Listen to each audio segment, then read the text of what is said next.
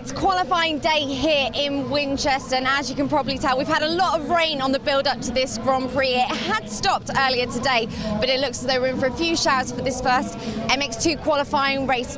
Now, in the MX2 class this year, we've seen a lot of the younger riders starting to come through, and one of those riders was our 2012 European champion, Tim Geisen. We're going to have a word with him now if we can find him.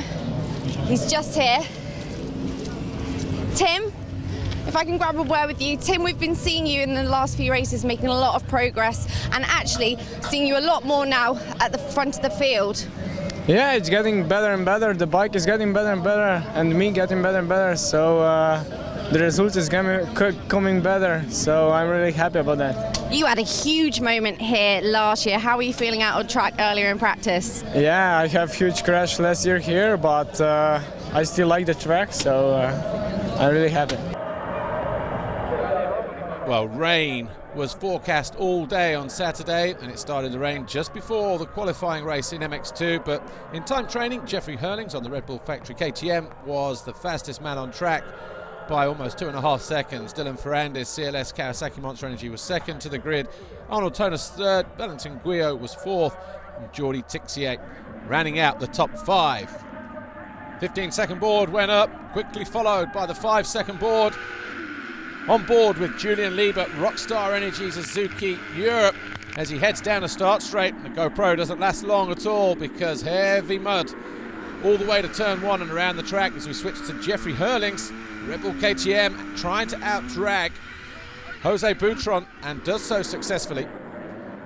So on the opening lap, Jeffrey Hurlings and Red Bull KTM tried to stay out of trouble. Boutron just behind him, then Valentin Guillot, then Ferrandis, with Lieber there in 5th place, and Max Anstey just finding a way through in that tight left-hander right in the main spectator area. But very tricky situation and conditions for Jeffrey Hurlings as he tried to negotiate his Red Bull KTM across this Matterley Basin circuit. Hard and slick underneath, but pretty heavy in places. Max Anstey, 99 on the Yamaha Bike at Cosworth machine, finding a way up the inside of Valentin Guillot. That put him into 3rd place at the start of lap 2. Guillot, number 92 there on the standing construct KTM, dropping down to 4th place very early on in the race as Jeffrey Hurlings, who we're back on board with here, doing his best just to stay clean and giving him some great images from that GoPro out on track. Jose Boutron, well, he was in 2nd position for the first 3 laps. You see how far Jeffrey Hurlings had outstretched his lead as Max Anstey started to close in on his Yamaha.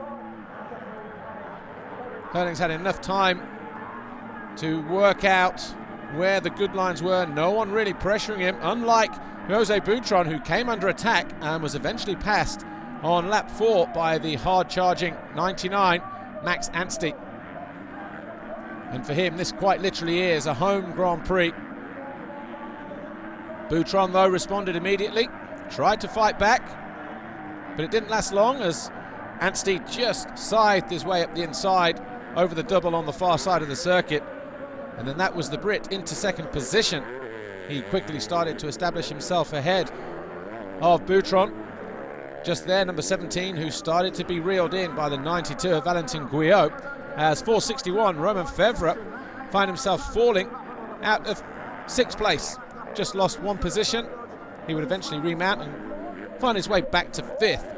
Arnold Tonis, number 200, had a quiet qualifying race, started in 7th, eventually worked his way up to 4th, as the smoking Husqvarna, number 59, Alexander Tonkov, found himself down in 10th, eventually coming home in 11th.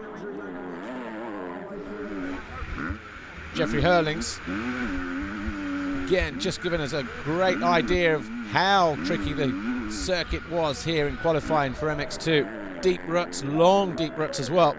Closing stages though, suddenly Max Anstey started feeling the heat, coming under intense pressure from the hard-charging Guillot and Fevre, Ferrandis.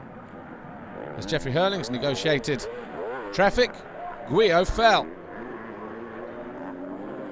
Valentin Guillot eventually dropped down to 7th position by the time the checkered flag fell on that standing construct KTM. on board once again with Jeffrey Hurlings going down past pit lane. Through the right-hander and back across the start straight to complete another lap. Max Anstey, who had spent a lot of time behind riders in the early stages of the race, suddenly without goggles, as the rain started to fall once again in the closing stages, and Romain Febvre was right back in it, pulling himself from 7th place behind the Kawasaki of Tonus and Ferrandis. Checkered flag went out though, and it was a win for Hurlings, Ferrandis second, Anstey, Tonus and Febvre the top 5. Jeffrey Hurlings, you won that qualifying race with a massive 44-second gap to second. It's only been recently in the last few races you said you've been feeling back up to race pace, but I think it's especially shown here. Yeah, definitely. You know, this track, you know, been raining a lot the last couple of days, and just before Moto I did some showering, so I was so lucky to pull a whole shot, and you know, I could race my own race. I had no one in front of me with making me dirty and destroying my goggles, so that was good. And finally pulled a whole shot, so it means, you know, Red Bull KTM guys worked hard on the bike and we're feeling strong, so I hope to come out tomorrow with a win, and yeah, hope to make the English fans proud. Great job, we'll see you tomorrow.